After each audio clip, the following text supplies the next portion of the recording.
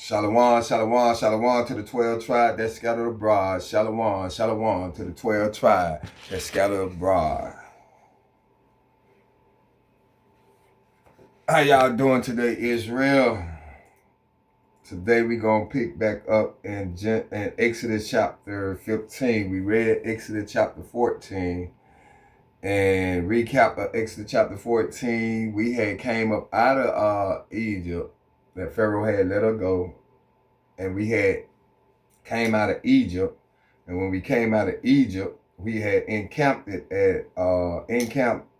before by Pi-hathra, between Megadol and the sea, over against Baal-zephon.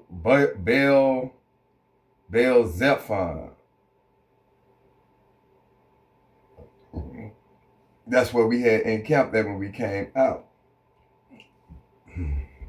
And Pharaoh said something about that we was entangled in the land, right? In the wilderness, that they had us shut in. But God did also harden Pharaoh's heart that he gonna follow after them. So he did follow after them, and when he did that, they came closer to where the Israelite were encamped at. And when they came close to the encamp, God moved from in front. He took the cloud by where he used it during the daytime. He took that and moved it and came behind the Israelite to put a division, just say put a split in between Israel and Egypt, and it was so thick that they couldn't see and they couldn't come no even closer. And Israel, they panicked, they got scared. But Moses told them to sit and watch the glory of God, the salvation of God. Watch what he do. And when they did that, Moses took the staff and Moses took the staff. Wait. It said, and it came between the camp when he brought the cloud. The cloud went from before their face and stood behind them. And it came between the camp of the Egyptian and the camp of Israel, and it was a cloud and darkness to them. But it gave light by night to these, gave light by night to Israel, so that the one came not near the other all night. So all night, and Moses took and stretched out his hand over the sea, and the Lord caused the sea to go back by a strong east wind, right? All that night, and made the sea dry land, and the water were divided. And we came, and the children of Israel went into the midst of the sea upon the dry ground. So as we going into the sea upon the dry ground, and the Egyptians, they pursued behind us and went in after them to the midst of the sea. All Pharaoh's horse, his chariot, and his horsemen. And it came to pass that in the morning watch the Lord look unto the host of the Egyptians through the pillar of fire and of the cloud, and trouble the host of the Egyptians. So when they came into the sea after and took off their chariot wheels that they drove them heavily, so that the Egyptians said, let us flee from the face of the Israel, for the Lord fighteth for them against the Egyptians. That's when they figured out that the Lord will fight for them against the Egyptians. And so Moses had stretched out thy hand over the sea, that the water may come again upon the Egyptians, upon their chariots, and upon their horses. So he brought the sea back upon all of them, and he destroyed, he overthrew them all in the Egyptian in the midst of the sea. And the water returned and covered the chariots and the horsemen and all the hosts of Pharaoh that came into the sea after them. There remained not so much as one of them, not one remaining. So when they did that and they killed them all, thus the Lord saved Israel that day out of the hands of the Egyptian. And Israel saw the Egyptian dead upon the seashore. And Israel saw the great work which the Lord did upon the Egyptian, and the people feared the Lord and believed the Lord and his servant Moses. So our people feared the Lord and they believed the Lord. They believed in the Lord. They believed what Moses said, and they had fear in their heart of the Lord.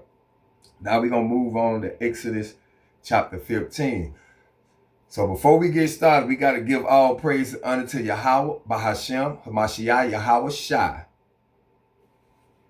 Now, everybody get their King James Version with the Apocrypha and open up to Exodus chapter 15. And that's where we will begin. What an other Bible. Yeah, I just came from congregation, and it was a good one. I ain't know it was that many. We at Exodus 15, and that's where we will begin.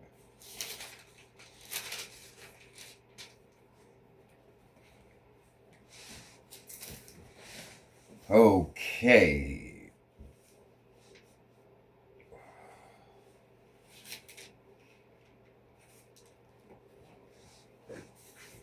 This is the book of Exodus, chapter 15, verse 1. And it reads, Then sang Moses and the children of Israel this song unto the Lord, and spake. So Moses and the children of Israel, they sung this song unto the Lord, and spake, saying, I will sing unto the Lord, for he had trumpet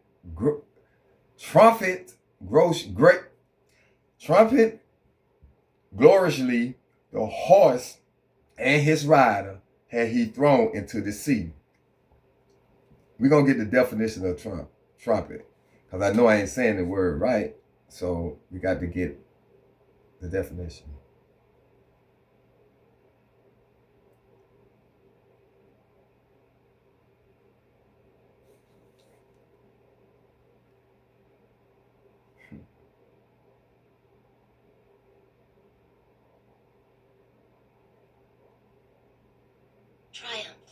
Triumph.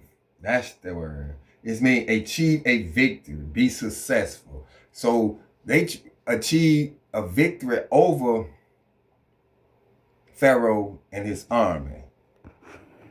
That what triumph mean. They achieved a victory over his army. They win, succeeded, carried the day, prevailed, defeated, beat, conquer. So they conquer. They overcome, they overwhelm, they overpower. That's what the Most High did. He overcame them. He overcome them.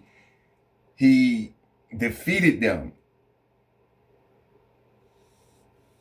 Get the better of. He got the better of. He destroyed the whole army that Pharaoh brought against the Israelite to attack them. Let's continue. Verse 2. The Lord is my strength and song, and he is. Come on, don't.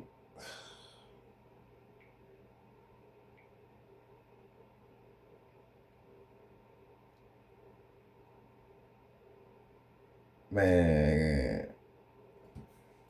I don't know if some on this phone. I think some on this phone, because it keep jumping. Okay, here we go. Verse 2. The Lord is my strength and song, and he is become my salvation. He is my God, and I will prepare him an habitation, my father's God, and I will exalt him. Now, The Lord is my strength and song, and he is become my salvation. He is my God, and I will prepare, meaning praise him, and habitation. My father's God, Abraham, Isaac, Jacob, and I will exalt him, exalt him, exalt. I say,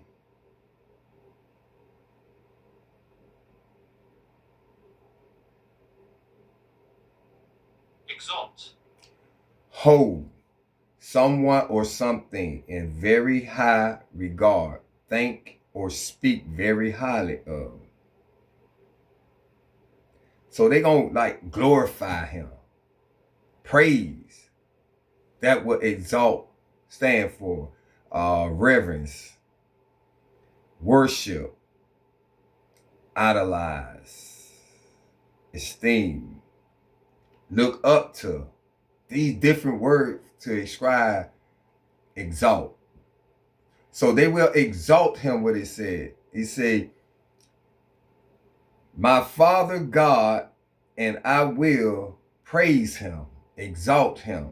Verse 3, the Lord is a man of war. The Lord is his name. The Lord is a man of war. So the Father, he is a man of war.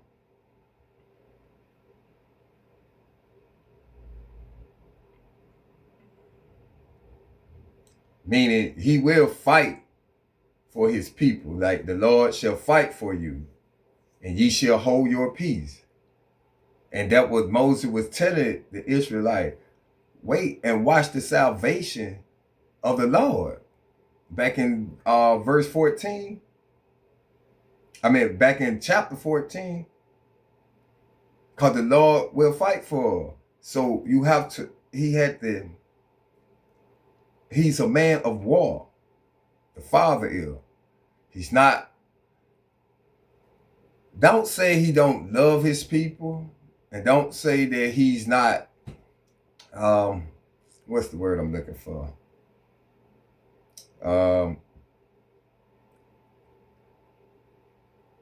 He is a man of war. I can't find the right word for it.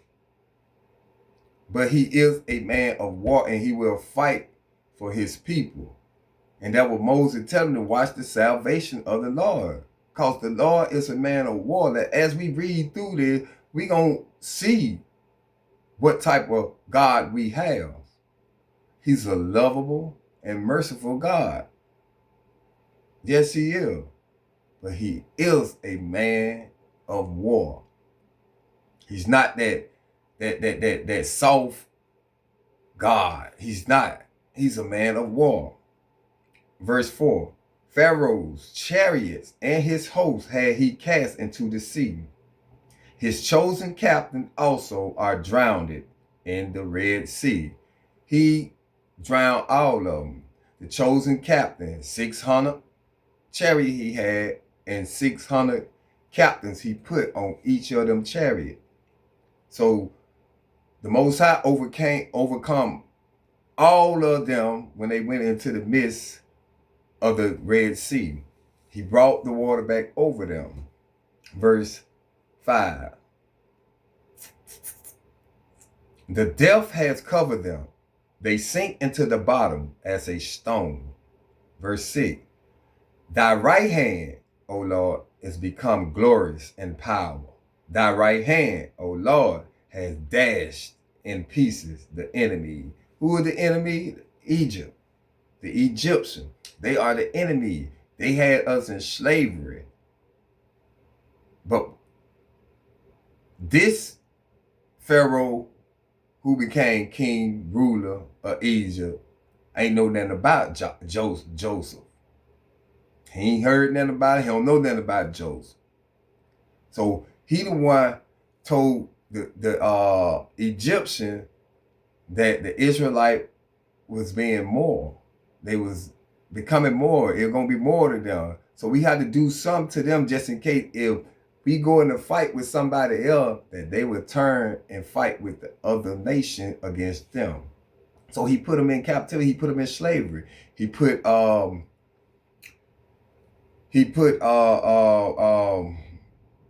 what did he say? How you say? He put people over them, and they brutally beat them with whips, made them did hard laboring, took away the scrolls, had them out there trying to find scrolls, and then they had to try to fill the same order what they've been filling every day when the Egyptian was giving them the scroll. They had to try to cover the same amount what they've been doing, which they weren't going to be able to do it. Verse 7, and in the greatness of thy excellence, thou hast overthrown them that rose up against thee. Thou sentest forth thy wrath, which consumed them as stubble. So he sent for his wrath, his anger, which consumed them as stubble, meaning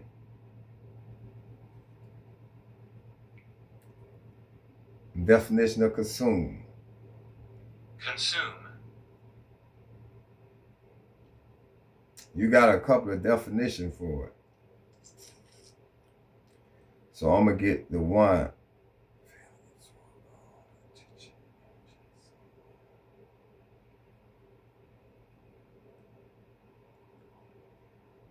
Especially of a fire, completely destroy, consume them.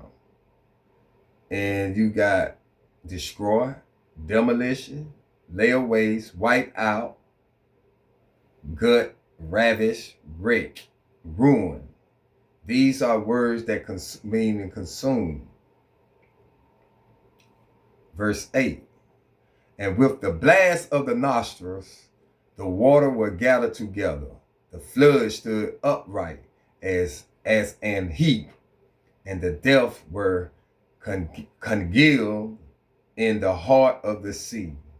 Verse 9, the enemy said, I will pursue, I will overtake, I will divide the spoil. My lust shall be satisfied upon them, his pride, his arrogance. See, he wanted to go in after, he wanted to consume them. He wanted to kill them all. Why he wanted to do that? Because all the firstborn of the Egyptian was killed. And his pride couldn't let them go. They was like, why did we let them go, the Israelite leave, when they were serving us? So they went after them. But God made their heart, made him, Pharaoh hard, and his army hard. He turned their heart and hardened them so they can go after them. All this was his plan to destroy the Egyptian army. Verse 10, thou didst blow with thy wind. What he did, the east wind blew, the sea covered them.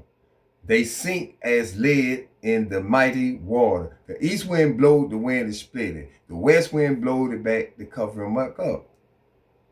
To bring the wind, bring the water back together, and it overcome the Egyptian. Verse 11, who is like unto thee, O Lord, among the gods? Who is like unto thee, O Lord, among the gods? He the only mighty one, who is like thee, glorious in holiness, fearful in praise, doing wonders. What he said, multiply my wonders. He multiplied all his wonders. Verse 12, thou stretchest out thy right hand, the earth swallowed them. Verse 13, thou in thy mercy hast led forth the people which thou hast redeemed. Thou hast guided them in thy strength unto thy holy habitation. Verse 14, the people shall hear and be afraid. Sorrow, anguish, sorrow shall take hold on the inhabitants of Palestine. That's like the Philistine. So she'll take hold on the inhabitants of the Philistine, the Palestine. Verse 15. Then the dukes of Edom shall be amazed. Who are the dukes of Edom? Esau, the dukes of Edom. Let's get a precept.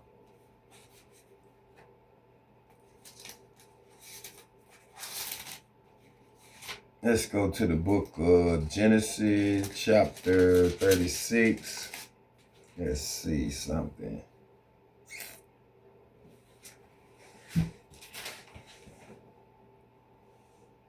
Okay, here we go.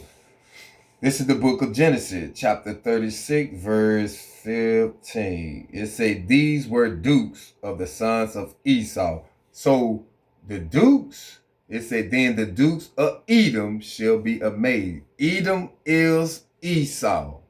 So in Genesis chapter 35, verse 15, chapter 36, verse 15, these were the dukes of the sons of Esau, the sons of Eliphaz, the firstborn son of Esau. Duke Timnah, Duke Omar, Duke Zephon, Duke Kenaz. Verse 16, Duke Korah, Duke Gotham, and Duke Amalek. These are the dukes that came of Eliphaz in the land of Edom. These were the sons of Adah. So, them are the dukes. The dukes are the Edom. Shall be amazed. The mighty man, go back to Exodus chapter 15. And we're going to read verse 15 again from the top. It say, then the dukes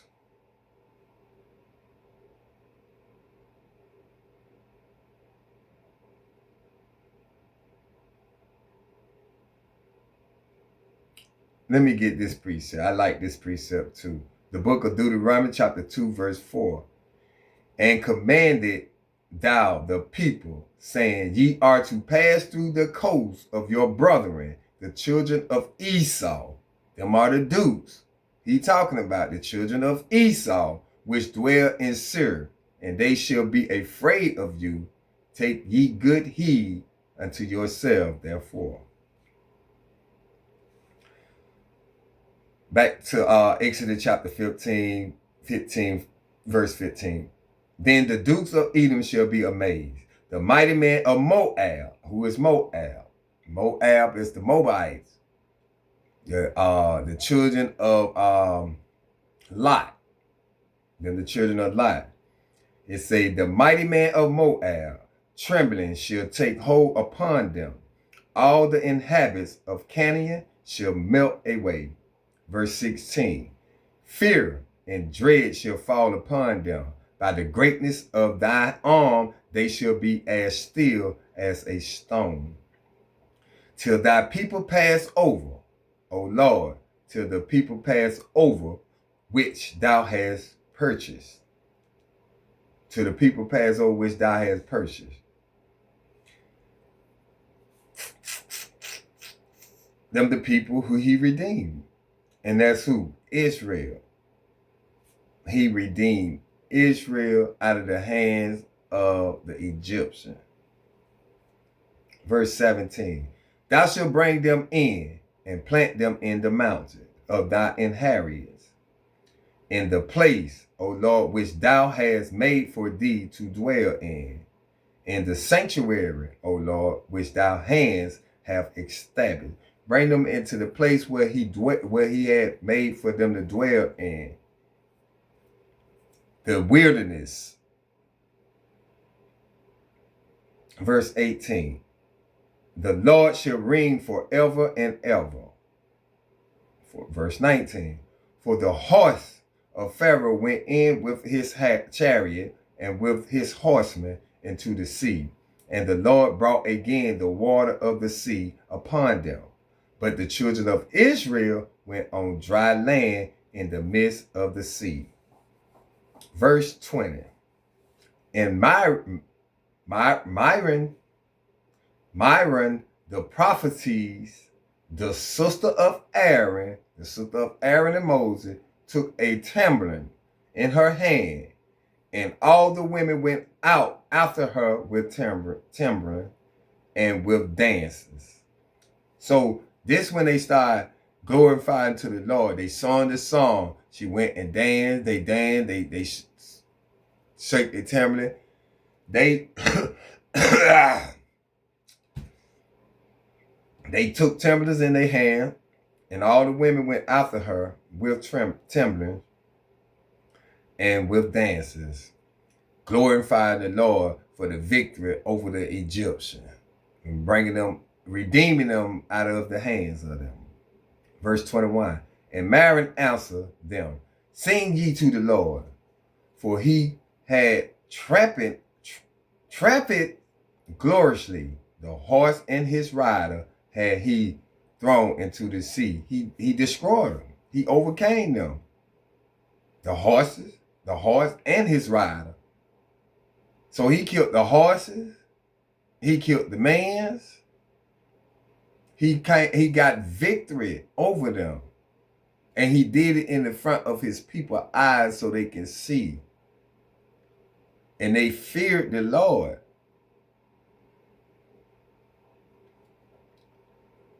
Verse 22. So Moses brought Israel from the Red Sea, and they went out into the wilderness of Shur. So this is where they're going to encamp at night for a minute.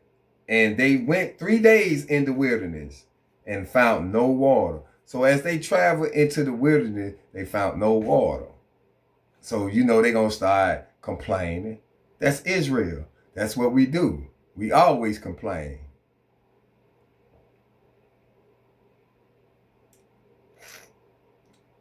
And when they came to Marah, they could not drink of the water of Marah, for they were bitter. So the water in Marah was bitter, and they could not drink it. Therefore, the name of it was called Marah, meaning bitter, because the water was bitter. Verse 24, and the people murmur against Moses, saying, what should we drink? They murmur against Moses. What should we drink? This water is bitter. So what Moses had to do? What Moses did. Verse 25. And he cried unto the Lord. So Moses went and prayed to the Lord. And the Lord shewed him a tree. So the Lord showed him a tree. And what he did, which when he had cast into the waters were made sweet. He showed Moses a tree, and he cast the tree into the water, and the tree and the water became unbitter and became sweet. Now they got something to drink. Why is you murmuring against I don't understand why they were murmuring against Moses when they seen all these signs that the Most High did to bring them up out of Egypt. And the biggest sign was the biggest two signs when he killed all the firstborn, and then the next one when he split the Red Sea. What prophets you to murmur against Moses like that? When you seen things like that, he said it's gonna be a generation that come ain't seen none of these signs. Ain't seen none of this work that he did, these miracles that he did, the signs that he put, the signs that he brought up, what I'm trying to say, these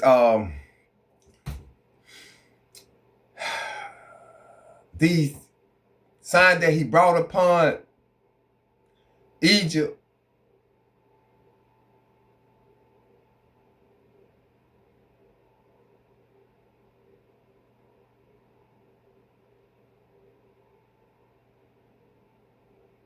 These signs that he brought upon Egypt, I don't understand why we couldn't. And when they seen that he brought the water back on her, and then they supposed to have been feared him, why is they murmuring? They should know that they God were fighting for them. They ain't had to pick up a stick. They ain't had to do nothing. Just kept the faith and keep the commandments the statue of the Lord. So it said, 25 again from the top, and he cried unto the Lord, and the Lord shewed him a tree, which when he had cast into the water were made sweet. There he made for them a statue and an ordinance, and there he proved them. He made a ordinance, he gave for them a statue, he made a statue. That's a law and an ordinance. And there he proved them. He tested them to see where they faith. Do they have the faith? Are they gonna still murmur? Do they have the faith or the belief in him? All these signs that he showed, all these things that he did, in Israel, we still murmur against them. We some stiff-necked people. We ungrateful people. He brought, you cried for him. He sent you a savior. He brought you up out of Egypt. He split the Red Sea so you can go across on dry land. And he hardened the hearts of pharaohs in his army just to run them in the sea to show y'all what type of God that he is.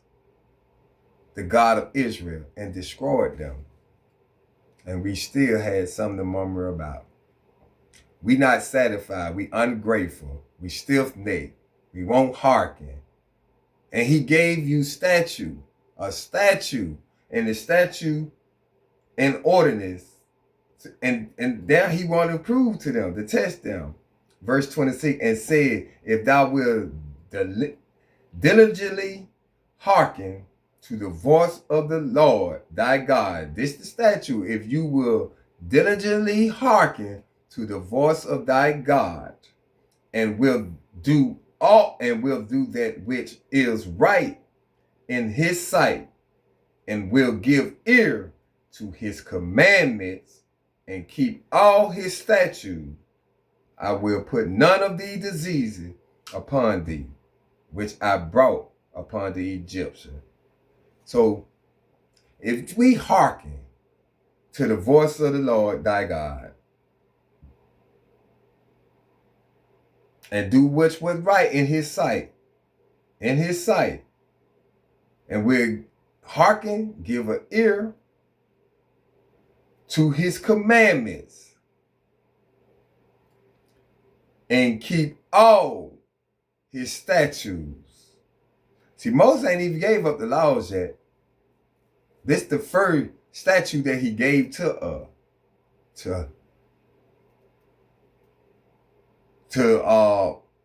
diligently hearken unto the voice of the Lord, and do what's right in his sight, and give the ear to his commandments, and keep all his statutes. I will put none of these disease upon thee.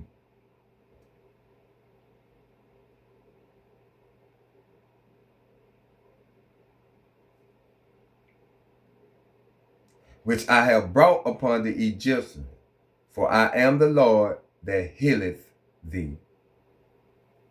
So he telling you, if you do everything that I ask you to do, being obedience, he will not bring none of these diseases upon Israel. None of them. All what he brought upon the Egyptian, he will not do it to the Israelite. But we didn't hearken. We didn't listen. And now we have all types of diseases. I'm talking about a lot of disease. We have cancer. You have HIV. You have a whole lot of disease that he brought upon us. Why? Because we didn't hearken to the voice of the Lord. We ain't do what was right in the sight of the Lord. We ain't give an ear to all his commandments or hearken to him. We murmur against Moses. Which you wouldn't murmur against Moses, you would murmur against the Most High. That's who you were murmuring against. Because Moses was doing what he was told to do.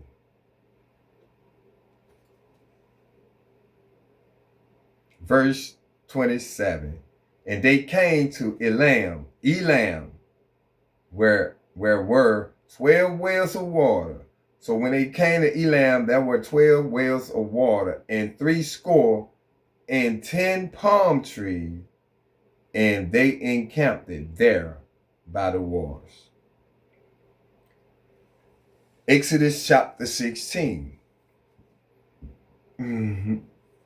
Verse 1. And they took their journey from Elam, and all the congregation of the children of Israel came unto the wilderness of Sin. Now, he ain't say everybody, he said all the congregation of Israel. Even remember a mixed multitude came out with her, but he talking to the Israelite. He said all the congregation of the children of Israel came unto the wilderness of Sin, which is between Elam and Sinai, on the 15th day of the second month after their depart out of the land of Egypt.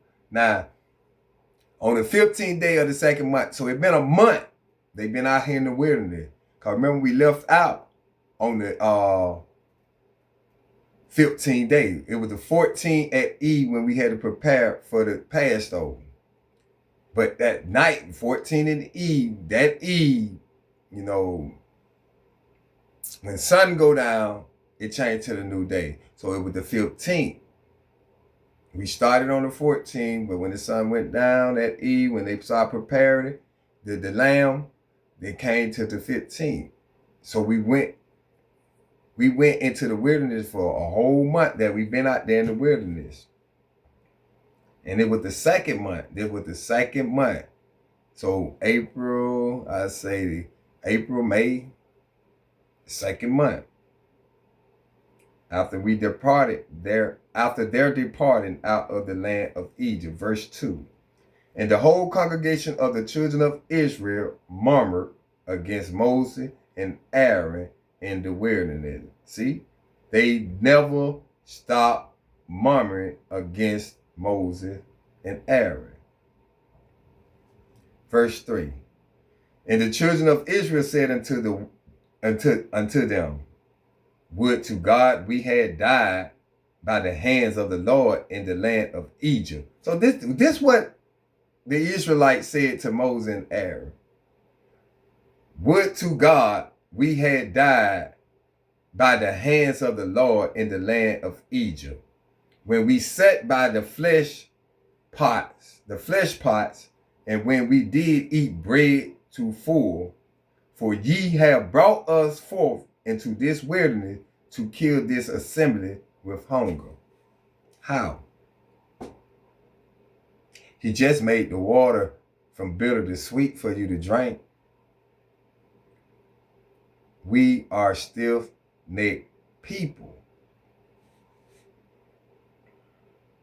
Verse 4.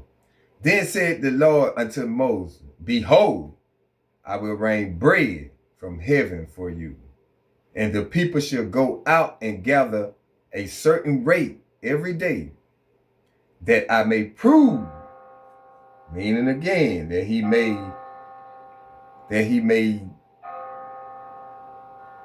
the portion of the day, that he may prove, test them, whether they will walk in my law or no.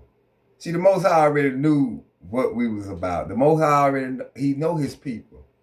That's why he called us stiff-necked. Would they walk in my law? Would they hearken, give an ear to my commandments?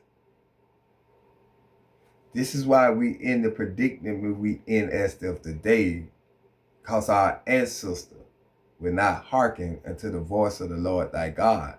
They murmur again against Moses and Aaron. But the Lord said he gonna rain bread. They murmur because first they murmur about the water. Now they murmur about what they gonna eat. So the Lord told Moses, I'm gonna rain bread from heaven for you. And the people shall go out and gather a certain rate every day, meaning gather enough for your household. Not more than your household. Gather enough just for your household for that day. That's why when we say the Lord's Prayer and we say, Our Father who art in heaven, hallowed be thy name, thy kingdom come. Your will be done on earth as it is in heaven. Give us this day our daily bread. And that's what he gave them. That's why he told them, gather a certain rate every day. Just for that day. Give us this day our daily bread. And he rained bread down for to feed them. Was they satisfied? Let's see. This way he said he gonna prove, he gonna test them whether they will walk in the laws or no.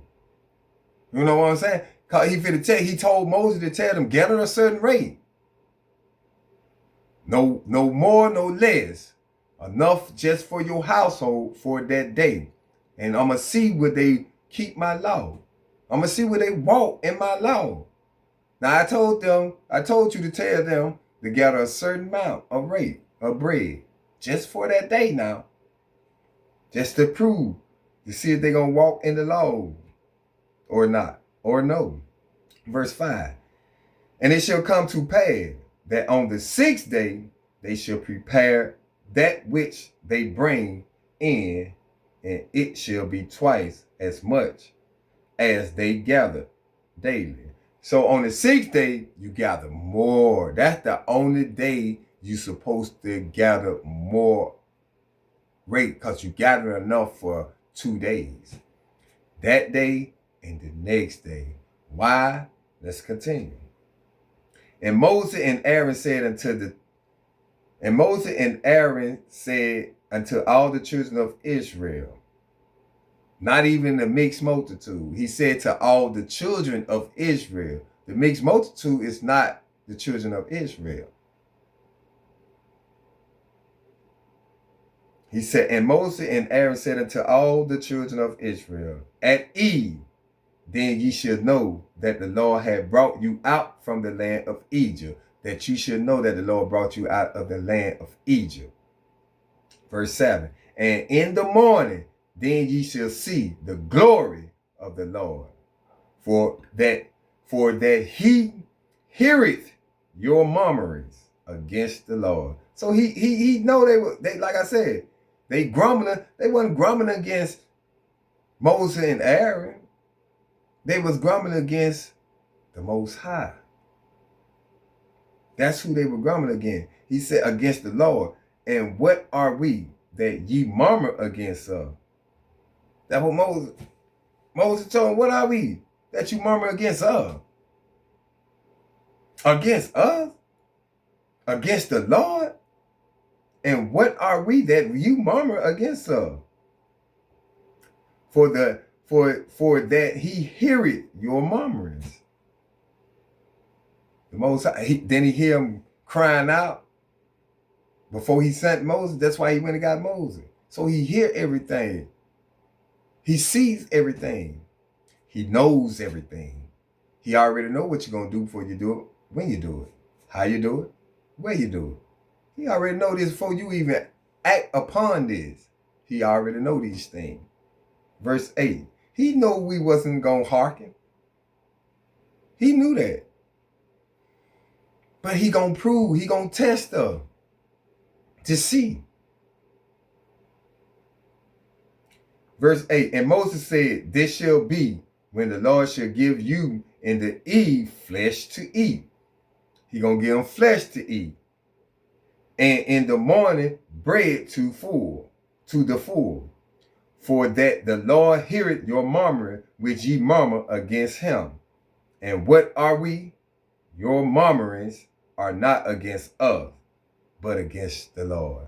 So, way we be out there teaching, trying to bring our folks in, like I said, you not dishonoring us, you dishonoring God. Let me get a precept for that.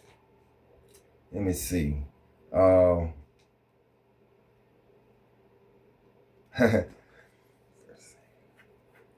what is that? First Samuel, I think is First Samuel chapter 9. What is that? First Samuel.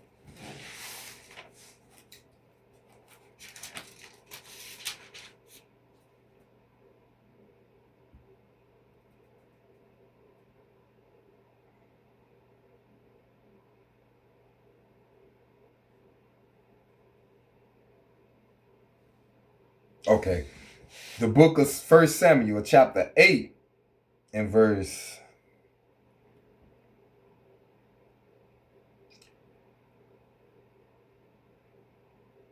I'm going to start with verse 4. Then all the elders of Israel gathered themselves together and came to Samuel unto Ramah and said unto him, Behold, thou art old, and thy son walk not in thy ways. Now make us a king to judge us like all the nation. Verse 6. But the thing displeased Samuel when they said, Give us a king to judge us. And Samuel prayed unto the Lord.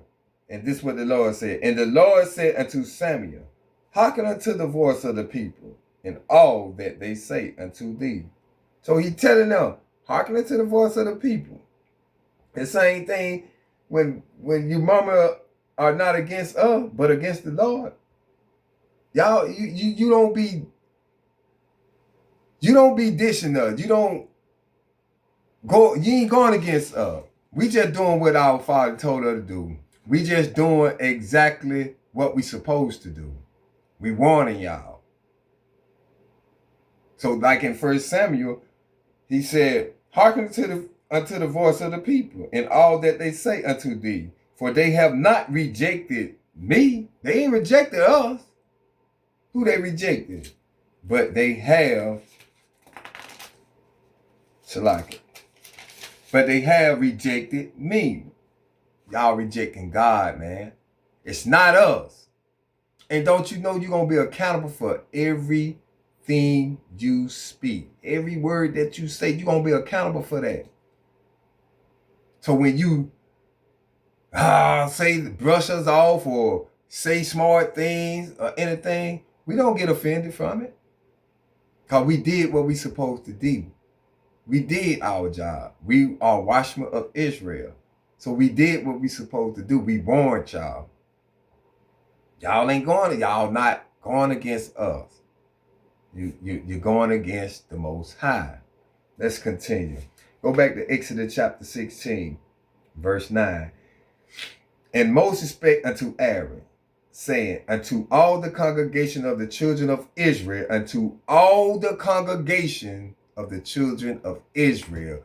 We gonna finally get this through y'all head. That the Most High is talking to the children of Israel.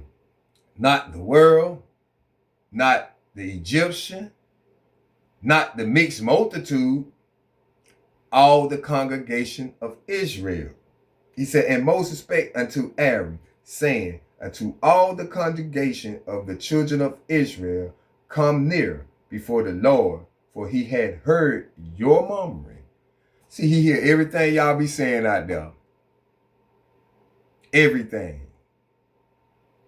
And when you stand in front of him, you're going to be judged for that. Best believe everything that we say to y'all, everything that we try to show y'all, y'all going to be accountable for it for yourself. You're going to stand, you're going to say, well, when the last time, when you came to me, Lord, and told me that? When I was standing out there in front of that grocery store and preaching that word and that smart thing you said, He's going to bring all that back to remembrance. He might play it out for you and let you see it. For real.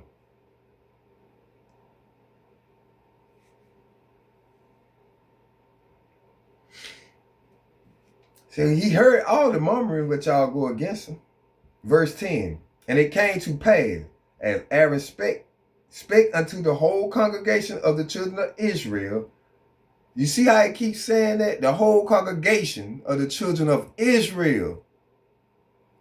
But we always pull other nation in. Oh, that's my friend. If it be possible, let peace be amongst all of them. But no, they're not part of the congregation of Israel. Not the mixed multitude, none of them. That they look towards 10 again from the top. And it came to pass, as Aaron spake unto the whole congregation of the children of Israel, that they looked toward the wilderness, and behold, the glory of the Lord appeared in the cloud. So he appeared in the cloud. The glory of the Lord appeared in the cloud. Verse 11. And the Lord spake unto Moses, saying, verse 12, I have heard the murmurings of the children of Israel. Speak unto them, saying, at eve ye shall eat flesh, and in the morning ye shall be filled with bread. So he heard the murmur about what they gonna eat. He gave them something to drink, gave them water, turned the bitter water into sweetness. He raining bread down. During the morning, he gonna give them flesh during the evening. So he hear your murmuring, and he answering all of it, and you still murmur against Moses and Aaron. You still have a problem. This us. This is us. He said, at eve ye shall eat flesh, and in the morning ye shall be filled with bread, and ye shall know that I am the Lord your God. Verse 13. And it came to pass that at eve the quails came up and covered the camp, and in the morning the dew lay round about the host. So in the evening the quails came up upon the cover of the camp. They covered the camp. So that's they meat, the quails. And then in the morning, he rained the dew of bread down. Verse 14. And when the dew that lay was gone up, behold, upon the face of the wilderness, there lay a small round thing, as small as the hoar frost on the ground. So when the dew left up off the ground, appeared down there some round thing. What's the round thing is? That's the Exodus. Go to the book of Exodus chapter 16, verse 31. That's on down. That's on down in this chapter. And I ain't even gonna worry about reading it, because we finna get to it.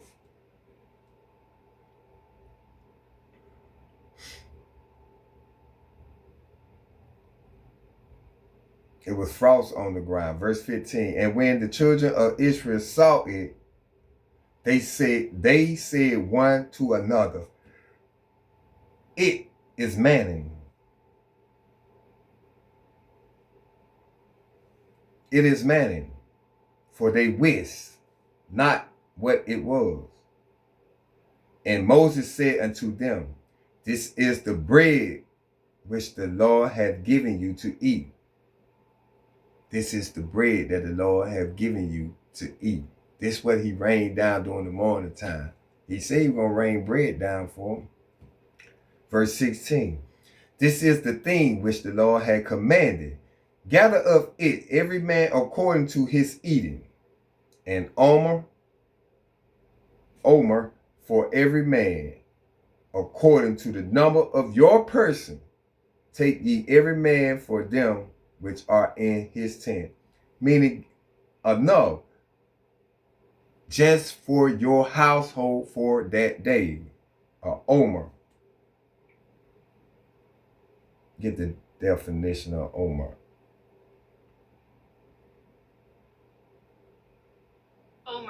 Omer.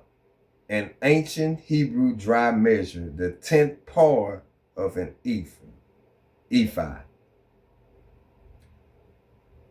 A sheaf of corn or omer of grain presented as an offer on the second day of Passover.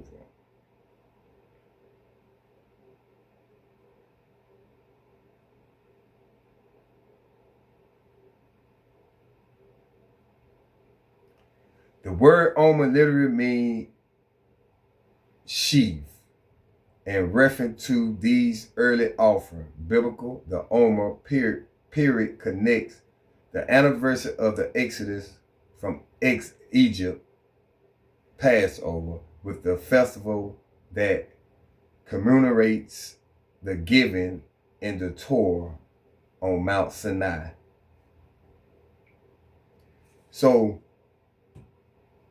an omer for every man, according to the number of your person, take ye every man for them which are in his tent. Verse 17, and the children of Israel did so, and gathered, some more, some less. They gathered what they needed for their household that day, like he said. Verse 18, and when they did meet, measure it with an omer, he that gathered much had nothing over. That's why he said gather just the right amount for your house, your household. So when he did gather much, who that gathered much had nothing over, and he that gathered little had no lack. They gathered every man according to his eating. So they got enough according to their household or what they're eating, a measure, a omer. Verse 19, and Moses said, let no man leave of it till the morning. Don't let none sit until the morning. Why? Not, verse 20, notwithstanding, they hearkened not unto Moses. They hearkened not unto Moses. These are our people. These are our people.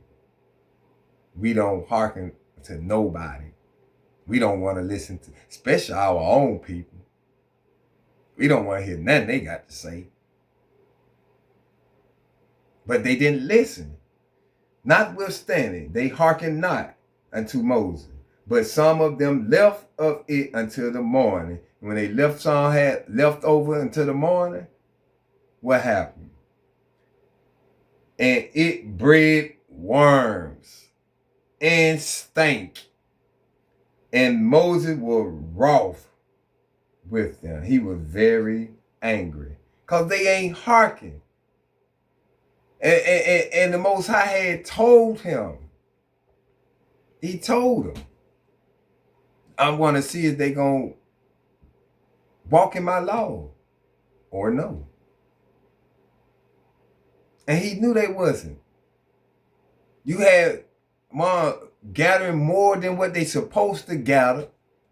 And you couldn't eat all that. So you had to sit to the side thinking it'll be there. But what happened to it? It bred worms and it stanked it. That's why Moses was angry. He got angry at them. He wroth with them. Because y'all don't listen. Man, look at this man brought y'all out of Egypt with all these plagues he brought down upon the Egyptian. This man split the Red Sea. He brought y'all and protected salvation. He destroyed Pharaoh and his army in front of y'all. This man took a tree and threw it in the water and made the water bitter to sweet. This man rained down bread, sent quails so you can eat. And y'all still didn't hearken to the voice of Moses. Y'all still did what y'all wanted to do. These are what our ancestors did. This is why we are in the prediction that we in. We don't obey. We won't listen. We won't be obedient. And you finna see, this is the reason why we was in this way, in this place. Because we murmured and we went against Moses and Aaron so much that the Father had us walking around in the wilderness for 40 years. This same, man, come on, man. Look how fast they came from when Joseph had brought his family them down. They came from there to Egypt. It ain't took them that long.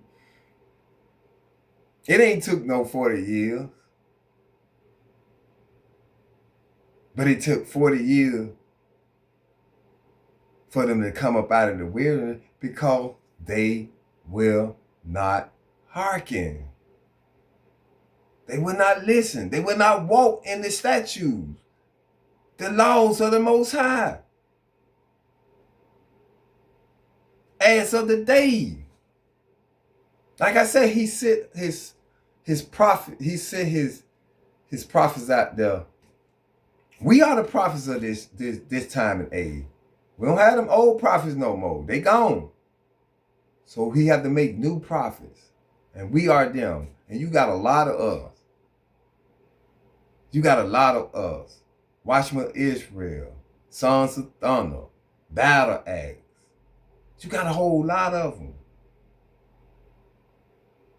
Out there propheting, giving y'all, warning y'all. Trying to bring y'all back to the laws. Bring you back to God. Israel, so-called African American, the so-called Native, the so-called Hispanics. Yes, but we would not hearken. So Moses was wrote, verse 21. And they gathered it every morning, every man according to his eating. And when the sun waxed hot, it melted. So when the sun came up and waxed hot, the bread melted. The manna melted. Verse 22. And it came to pass that on the 6th day they gathered twice as much bread, 2 omers for one man. Why? Because it don't tell you. It gonna tell you. So you get 2 omers, a measure. 1 omer was 1 measure. Now you got 2 omers. That's 2 measures. 1 omer for one day, the other second omer for the next day. So it say 2 omers for one man. And all the rulers of the congregation came and told Moses. Verse 23. And he said unto them, this is that which the Lord has said. Tomorrow is the rest of the holy Sabbath unto the Lord. Bake that which ye will bake today, and seeth that ye will see it, and that which remaineth over lay up for you to be kept until the morning. Now, when he's saying see it, let me make sure I'm saying this word right. It means boil.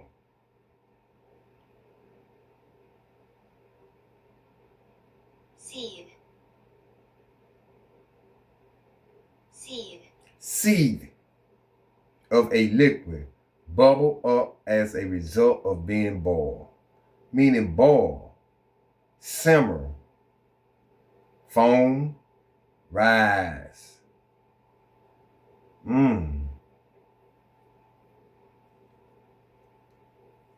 Cook food by boiling it in a liquid.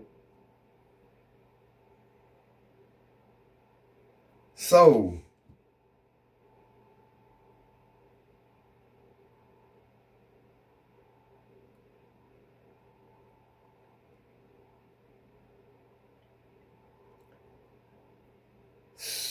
that by boiling it in a liquid. So they took the bread and boiled it. And it say boil it in a liquid. Whoa. Huh. Now that was the first time I looked this word up. I knew it would mean boiling, but they boiled it into a liquid.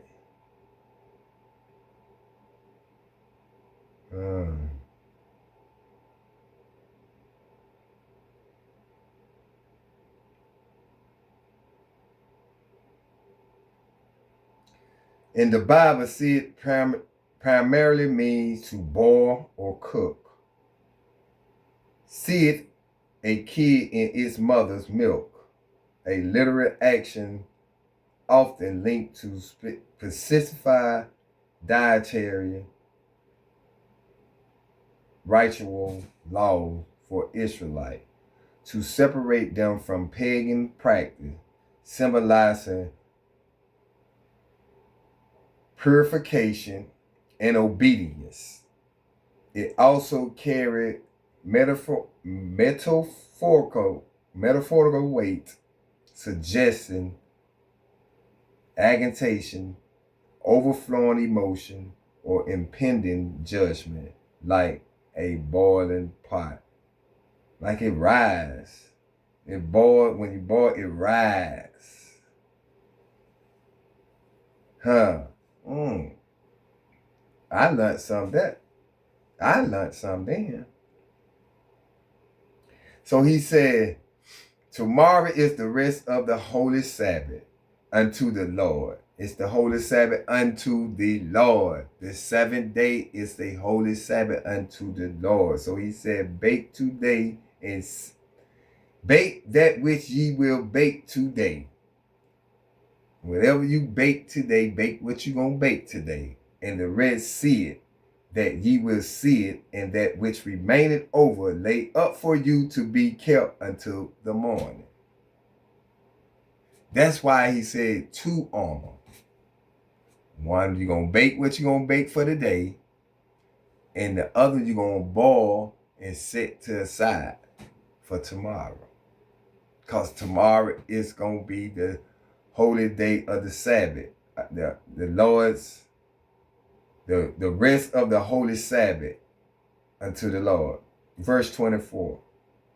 And they laid it up till the morning, as Moses bade, and it did not stink, neither was there any worms therein. Why? Because the Most High told them on the 6th day you gather twice as much to armor a man, for one man. Now all the other days you gather enough for that day, because tomorrow gonna be a holy Sabbath day of the Lord, meaning a rest day. What he said in Genesis. No, that wasn't Genesis. It's in Exodus chapter 20. You got to remember the Sabbath. Remember the Sabbath. 6 days shall thou work and do all thy labor. But the 7th day is the Lord's Sabbath day, meaning you rest. Thou should not do any work. Don't put too much stress, because you did work the 6th day. God created the heavens and the earth in 6 days. All that was in it in 6 days. And he rested the 7th. Same thing he wants us to do, because we are holy like he holy. And we need a chance to rest.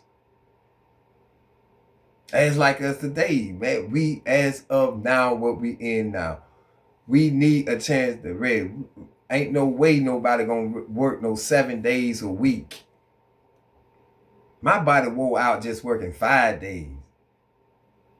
Then sometime we have 6 days. Like the last 4 weeks, we worked the 6 days. And I'm wore out. I was glad to be off this Friday night. For real. And then now I got this night, the Sabbath night, to rest. I'll be back at work Sunday. But it did not stink, neither was there any worms therein. Verse 25. And Moses said, eat that today, for today is a Sabbath unto the Lord. Today ye should not find it in the field. Did they hearken? We don't know, because they ain't hearken at all.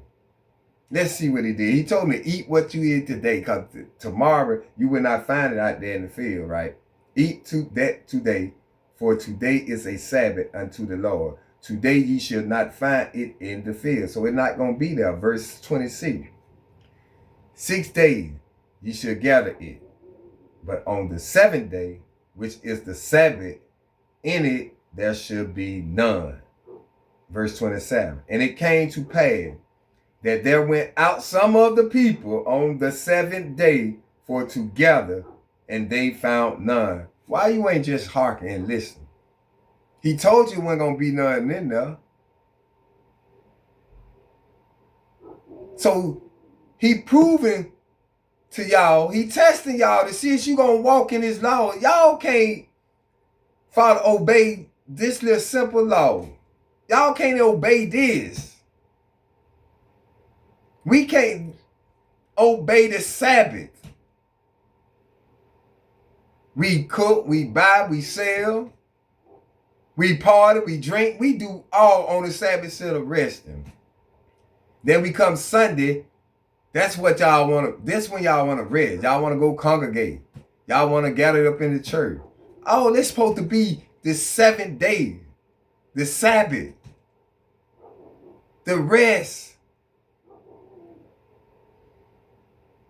Verse 28, and the Lord said unto Moses, how long refuse ye to keep my commandments and my law? How long it gonna be? Y'all gonna keep refusing me to keep the laws and my commandment? We some stiff-necked, hard-headed people.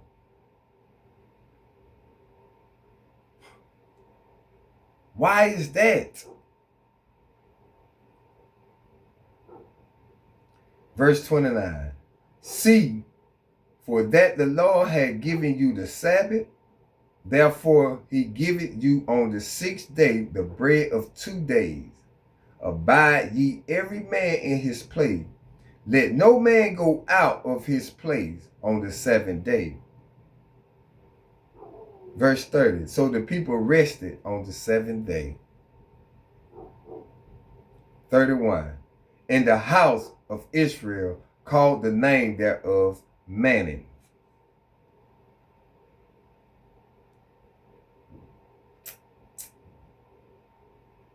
Exodus 16 and 15, when he called it Manning. Up early when I said I was going to go to it, I said, no, we're going to read it as we going on. That's what I was talking about. Verse 15, he called it Manning. And it was like Korad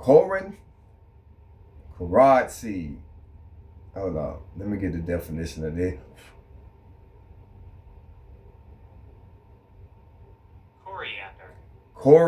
Coriander. An aromatic Mediterranean plant of the parsley family, the leaves and seeds of which are used as culinary herbs. And I love parsley. I put parsley on all my food. So it's in the parsley family. Coriander. That's just in the parsley family. He said, and it was like coriander seeds, white, and the taste of it was like waffles made with honey. So it was sweet. It had a nice taste to it. Sweet taste to it. Tastes like waffles. They needed no syrup. It said, and the taste of it was like waffle made with honey. Made with honey. So it was good. Verse 32. And Moses said, this is the thing which the Lord commanded. Fill an omer of it to be kept for your generation. Fill an omer of it to be kept for your generation, that they may see the bread wherewith I have fed you in the wilderness, when I brought you forth from the land of Egypt. So he told them to take an omer and fill it and keep it for your generation, so that the next generation can see what he fed them with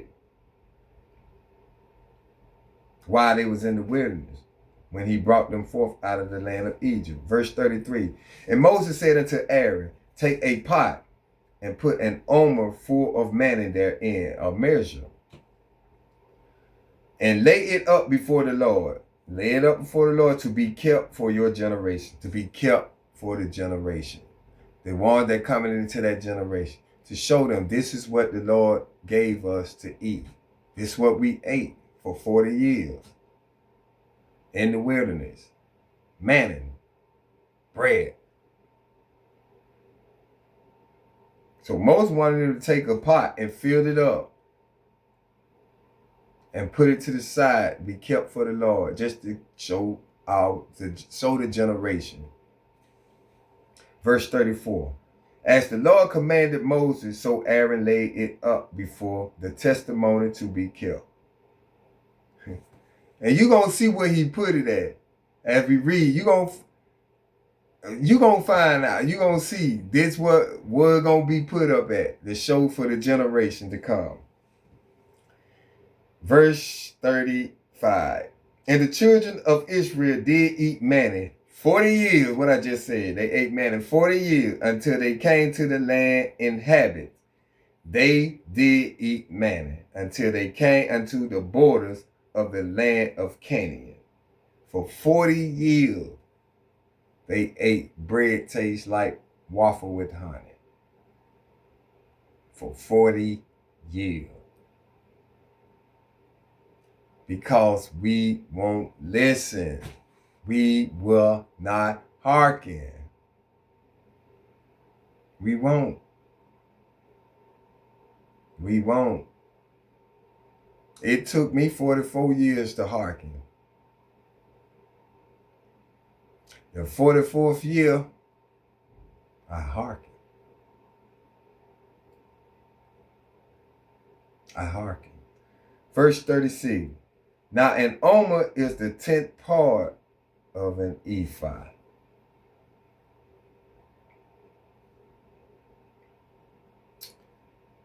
Wow. Check this out. This ain't the thing. This is what with the thing pop up, I am not a robot. Check this shit out. Pardon my friend. It say our system had detected unusual traffic from your computer network. This page check to see if it's really you sending the request and not a robot. My request was I just wanted to get the definition of ephah, but it detected something else. Like it don't want me to learn the word. This Google them fucking you up. This a smartphone now. See, Esau working mysterious way, man. He used crafty counsel. Now he want to see if I'm not a robot or not. I'm not no robot. All this time I've been going into this reading, pulling up the definition. Now I match ephah. They want to bring this out. It says select all squares with motorcycle. Wow.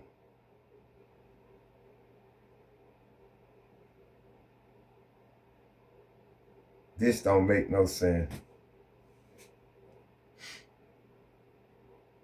Wow.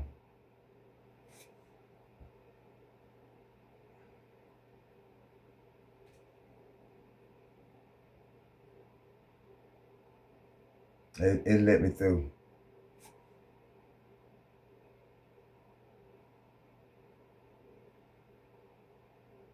Ephah. Ephah. An ancient Hebrew dry measure equivalent to a bushel. 351.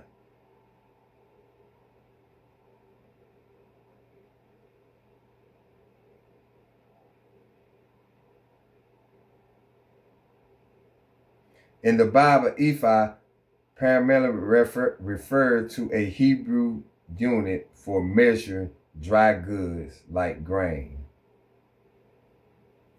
What we say is a measurement.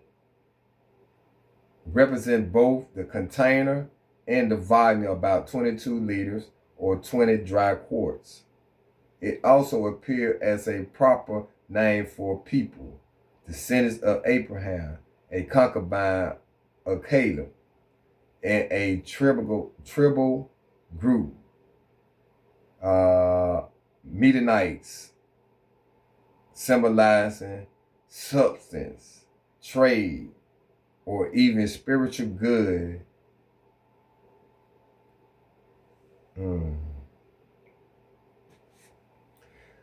36. Now an omer is the 10th part of an ephah. A 10th part of an ephah. That was the end of chapter 16. And these are the things that's showing why we was in the wilderness so long. Why we did 40 years in the wilderness. Because we won't hearken. We won't hearken as today. We won't listen. We won't listen to our own people. They ain't even listening to Moses.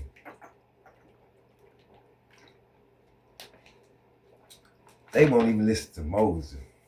And they seen all the miracles, all the signs, all the wonders that the Most High brought. Like I said, the Most High said it's going to be a nation that ain't seen none of these signs.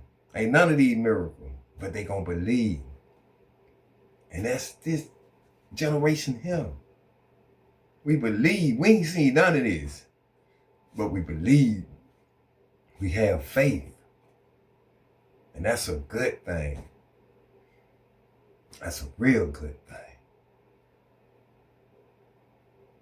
So thank y'all for being, I ain't said it at the beginning, but thank y'all for being in the reading of the Bible again with your boy Nehemiah.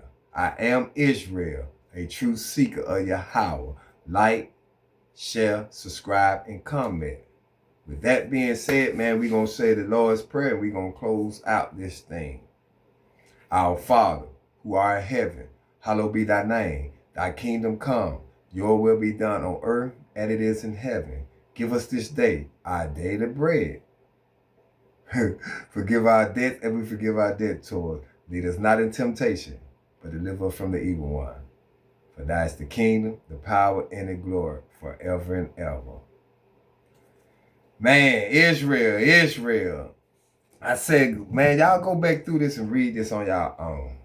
Ask God for the wisdom, knowledge, and understanding, and guide y'all in the way.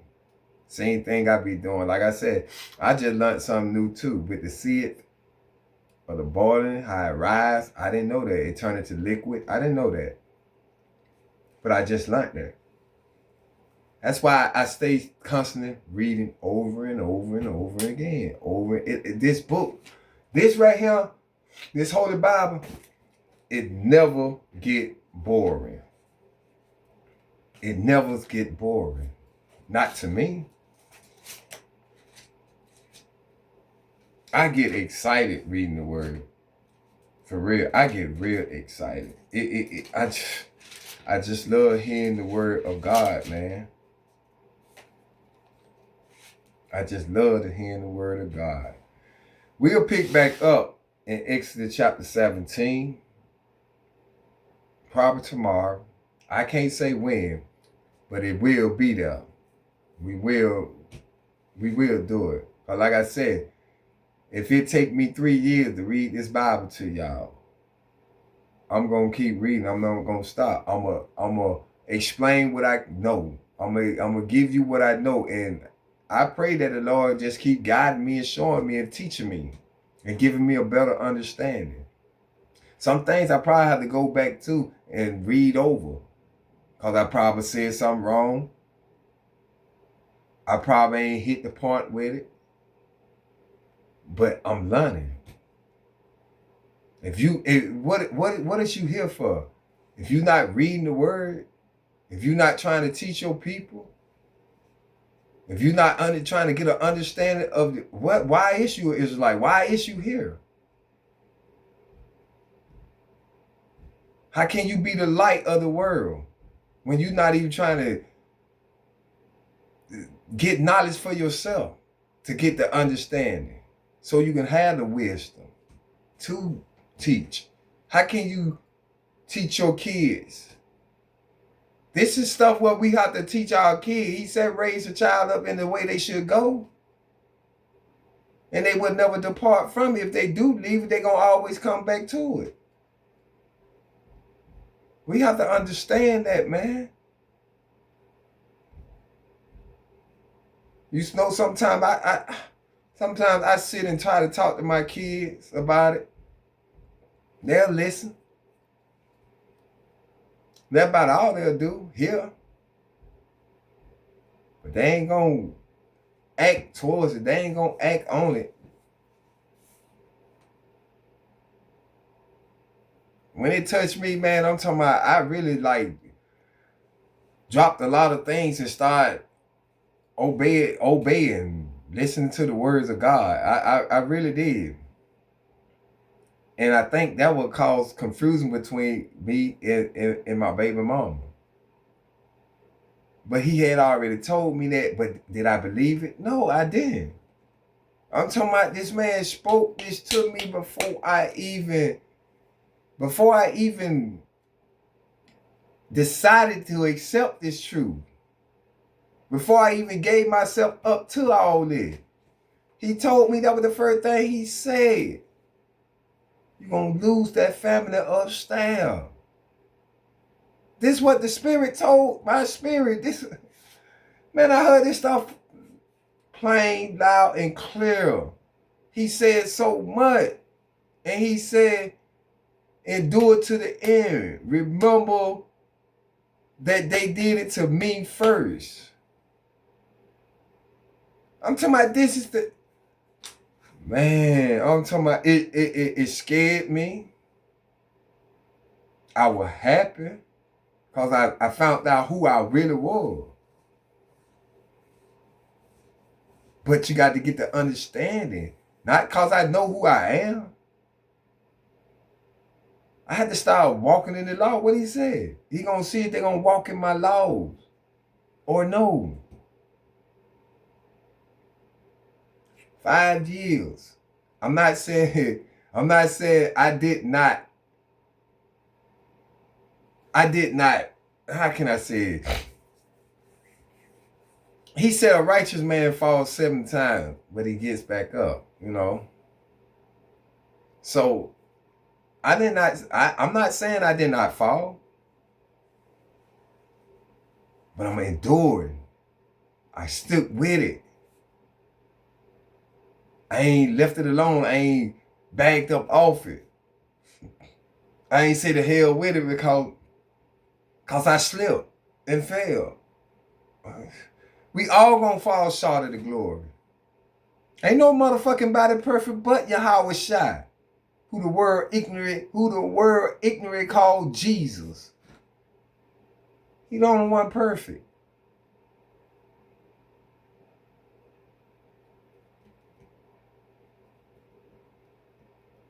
You had more in the back of the day with him.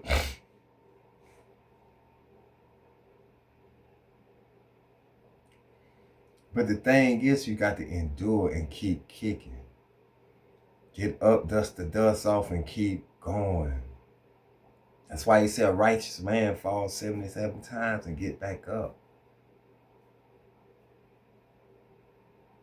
I done failed a couple times, but I kept going. I'm going to get it all together. And when I do be righteous the right way he want me to be,